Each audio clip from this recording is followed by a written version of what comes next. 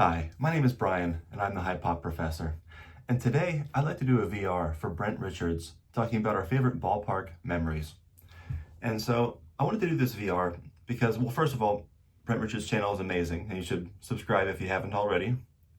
But, it was a special time for me in the late 90s, and where Iconic Al and I, being brothers, we would go from the years of 97 to 2000, really.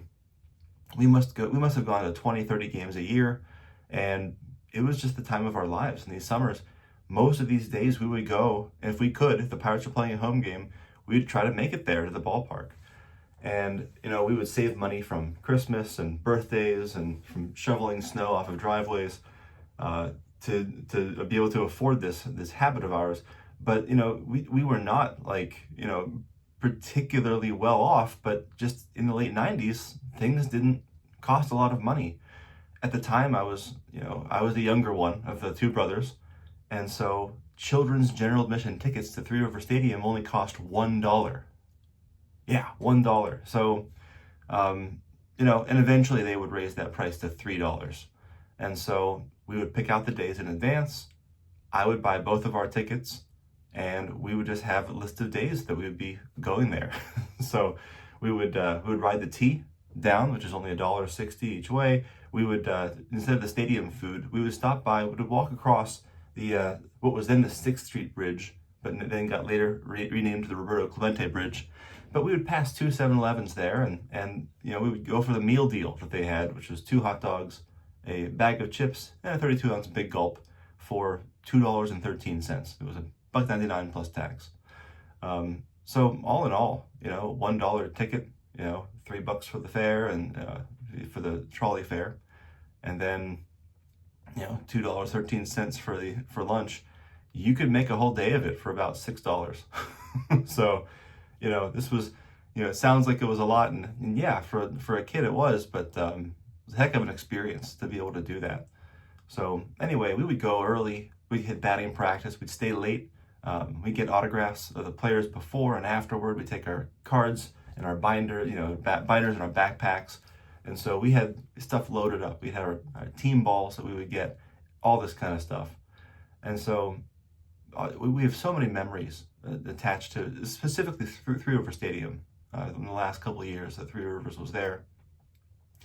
And so there's one day, so I could pick a number of days that we went there, but for me, there's one that there's one that stands out, and so that's the one I'd like to share specifically.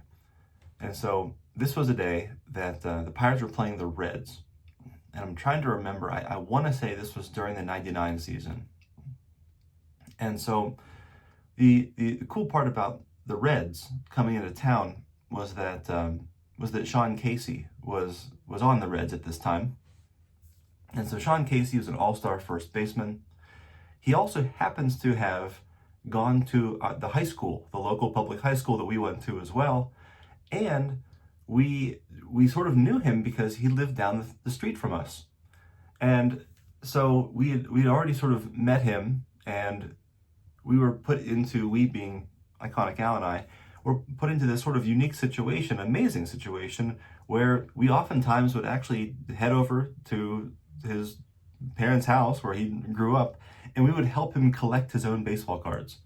And so we would, obviously pick them up in doubles when we could, and any new one that he hadn't seen before or whatever, we would give to him, and he would sign all of our cards that we wanted to. And so we'll probably make a different video just all about that in particular. But so what made it interesting was whenever the Reds came into town, we were kind of torn, because certain teams would come in and we'd try to decide, it's well, should we stand on the Pirate side for batting practice, or should we stand on the visiting team side? And for the Reds, that was always a tough call, because it's hey, Sean Casey's in town. But then we'd be like, yeah, but we can see him later, and maybe we're working on some Pirates team balls, and we're trying to get those complete and everything. So, it was always a tough call to make. But what sets this particular day apart is that the '99 season was a big season for Sean Casey. He went to the All-Star game his first of his All-Star appearances. I think he was hitting close to like 350 at the All-Star break. I mean, he was really just on fire. And so it was right in the middle of this season that he was having a career year. And we were there. We stayed after to get some autographs of the players. And the way that Three Rivers was set up, they had a little doorway, sort of where it was the players' exit, would sort of exit the stadium. And there was either a team bus that was parked across there was a little road that would circle the stadium. And so there was a team bus there. And they even had sort of a player parking lot. And they would have these event staff players, people walking the players, escorting them to their vehicles. And, there was a little fence set up where, you could stand there and get autographs. Anyway, and so we were hanging out sort of where that door was, and we see Sean Casey, is sort of milling about in the entryway of that area. And he sees us. And of course, it's kind of funny because the autograph crowd, it's like the same, a lot of times it's the same people who are there all the time. You kind of get to, when you go to 20, 30 games a summer, you get to see a lot of the same familiar faces there. And, so, of course, Al and I are talking about Sean Casey, and I sort of got the sense that people around us were kind of like rolling their eyes like, oh, will these guys ever, stop going on and on about it. And sure enough, Sean Casey comes out there. And what's hilarious is that he pokes his head out of this little doorway and like waves us in. It says like, hey Brian, Al, come on back here. And of course the event staff guys are like, well, the player himself is inviting us back, so they can't really say anything. We're just doing what players inviting us to do. So we step back there into the tunnel, and Barry Larkin's coming out, and so like we're flipping out.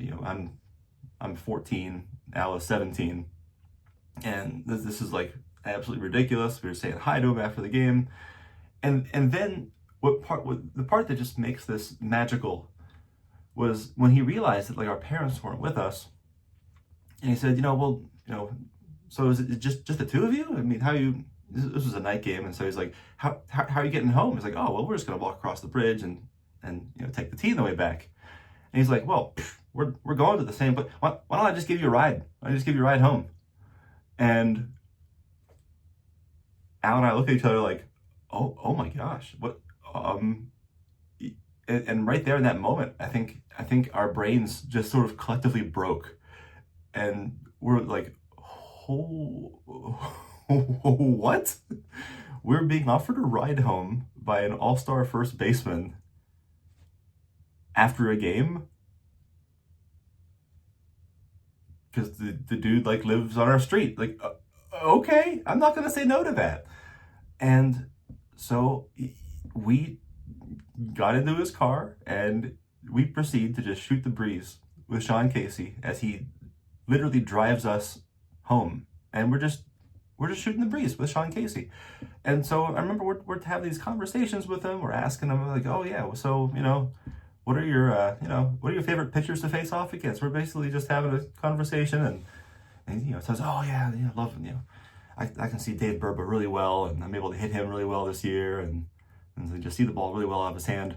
And we're just having this baseball conversation, as he's driving us home, as he's providing a transport service for us. This is before the times of Uber or Lyft, and we're just on cloud nine in the back seat here. We're just pinching ourselves, and then so eventually we get right in front of our house. He drops us off, and it was funny because we had been to his house a number of times.